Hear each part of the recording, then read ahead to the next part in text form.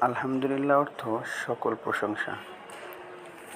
লিল্লাহি অর্থ আল্লাহ তাআলার জন্য। রব্বুন অর্থ পালনকর্তা। আল আলামিন অর্থ মহাবিশ্বের। তো পুরো আয়াতের অর্থ দাঁড়ালো আলহামদুলিল্লাহ রাব্বিল আলামিন, সকল প্রশংসা আল্লাহ তাআলার জন্য যিনি মহাবিশ্বের পালনকর্তা। দ্বিতীয় নম্বর আয়াতের মধ্যে আর রহমান অর্থ যিনি অত্যন্ত মেহেরবান, আর রহিম অর্থ অসীম দয়ালু।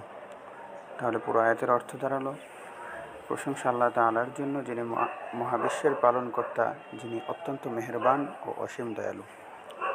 মালিকি অর্থ মালিক। ইয়াউমুন অর্থ দিন। আর দিন অর্থ বিচার। তো